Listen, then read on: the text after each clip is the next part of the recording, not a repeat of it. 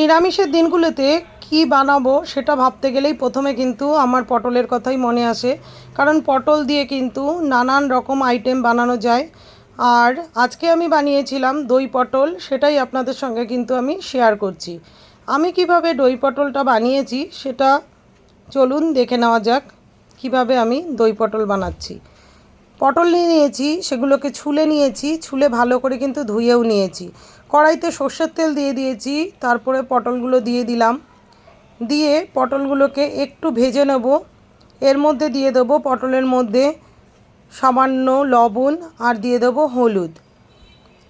লবণ হলুদ দিয়ে পটলগুলোকে কিন্তু ভেজে নেব একটু লাল লাল করে। দেখুন ভাজা কিন্তু আমার হয়ে গেছে। এবার আমি পটলগুলোকে তুলে নিচ্ছি। একটা বাটির মধ্যে নিয়ে নিলাম ধনে গুঁড়ো, দিয়ে দিচ্ছি জিরে গুঁড়ো, দিয়ে দিচ্ছি লঙ্কার গুঁড়ো, সামান্য হলুদ দিয়ে একটু জল দিয়ে ভালো করে মশলাটাকে কিন্তু মিশিয়ে নেব। এইবার ওই সর্ষের তেলের মধ্যে দিয়ে দিলাম আর একটু তেল দিয়ে ওর মধ্যে গোটা গরম মশলা আর তেজপাতা ফোড়ন দিয়ে দিলাম।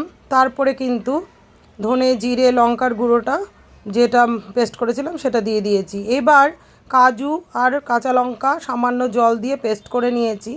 এর মধ্যে দিয়ে দেবো টক দই, দইটা দিয়ে আবার কিন্তু পেস্ট করে নিলাম।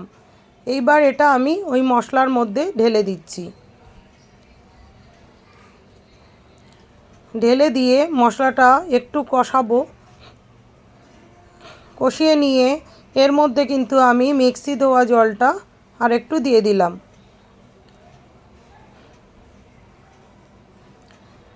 দিয়ে এবার একটু এর মধ্যে দিয়ে দিলাম সামান্য চিনি।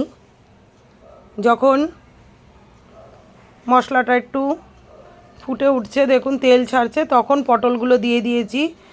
দিয়ে এবার কিন্তু আমি এটা ঢেকে দেবো 3 থেকে 4 মিনিট, যাতে পটলের মধ্যে পুরো মশলাটা ভালো করে ঢোকে।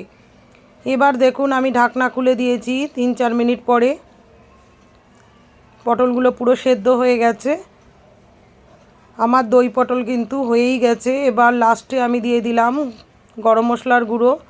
আপনারা চাইলে এখানে ঘিও দিয়ে দিতে পারেন লাস্টে। আমি শুধু গরম মশলাই দিয়েছি। আমার দই পটল একদম রেডি হয়ে গেছে। কেমন লাগলো আমার রেসিপিটা অবশ্যই কিন্তু কমেন্টে জানাবেন। সবাই ভালো থাকবেন, সুস্থ থাকবেন। আজকের মতো টাটা।